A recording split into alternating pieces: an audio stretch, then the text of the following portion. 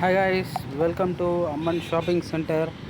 நம்ம இப்போ வந்து பார்த்திங்கன்னா இந்த 5 கிலோ சிலிண்டர் வித் ஸ்டவ் வந்து 1750க்கு சேல் பண்ணிகிட்ருக்கோம்.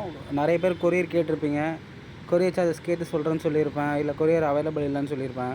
ஆனால் இப்போ கொரியர் பண்ண முடியுது. ஸோ ஒரு கஸ்டமர் இப்போ கொரியர் கேட்டிருந்தார். நம்ம வீடியோ பார்த்துட்டு அவருக்கு கொரியர் சார்ஜஸோடு சேர்த்து நான் 500 ஆகுன்ற மாதிரி அப்ராக்சிமேட் சார்ஜஸ் சொல்லியிருந்தேன். அவர் வந்து எனக்கு 2250 கேட்டிருந்தேன். 2500 போட்டிருந்தார். மானாமதுரைக்கு இங்கேருந்து சென்ட் பண்ண சொல்லியிருந்தார்.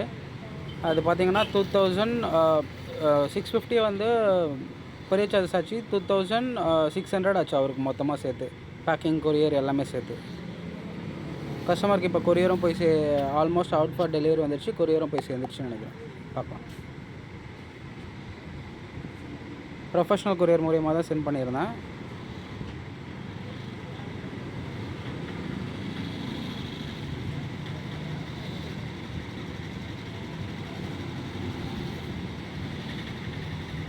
நேற்று மதியம் போல் ஒரு 1 o'clock போல் நான் வந்து சென்னையிலேருந்து சென்ட் பண்ணேன்.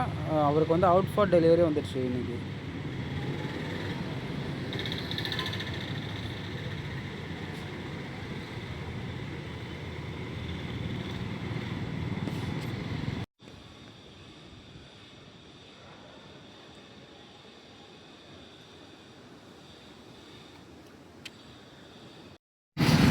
இப்போ பார்த்தீங்கன்னா வந்து நம்ம சிலிண்டர் பேக் பண்ணும்போது சிலிண்டரை டெஸ்ட் பண்ணிடுறோம், இந்த நாப் வந்து கரெக்டாக இருக்கா அப்படின்னு சொல்லிட்டு.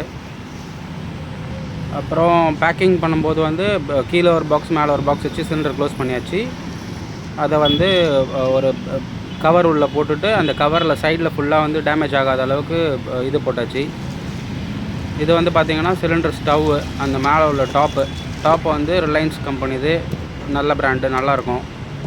ஸோ இதையும் செக் பண்ணிவிட்டு இது பேக் பண்ணி அதுக்கு மேலே வச்சுட்டு சைடில் இதுக்கு மேலே எல்லாத்துலேயுமே வந்து ஃபுல்லாக வந்து நம்ம பாக்ஸஸ் வச்சுட்டு சைடில் அந்த அட்டைங்க வச்சுட்டு டேமேஜ் ஆகாத அளவுக்கு ஃபுல்லாக பேக் பண்ணிவிட்டு, மழை பெஞ்சாலும் தண்ணி உள்ளே போகாத அளவுக்கு ஒரு கோணி வச்சு அந்த கோணியில் பேக் பண்ணி அதை வந்து எடுத்துகிட்டு போயிட்டு கொரியர் பண்ணுறதுக்கு போனோம். அங்கே வந்து அவங்க வந்து பாக்ஸ் போட்டு பேக் பண்ணணும்னு சொன்னாங்க. அவங்கக்கிட்டே ஒரு பாக்ஸ் வாங்கி பேக் பண்ணியாச்சு. ஸோ அதுக்கு வந்து அவங்க தனியாக 200 சார்ஜ் பண்ணாங்க.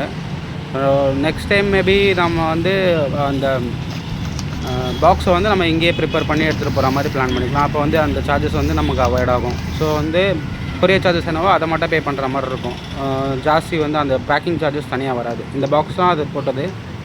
இந்த பாக்ஸ் பார்த்திங்கன்னா வந்து அவங்க வந்து அவங்களே எடுத்து பேக் பண்ணி ஃபுல்லாக இது பண்ணுறதுக்கு 200 சார்ஜ் பண்ணிட்டாங்க.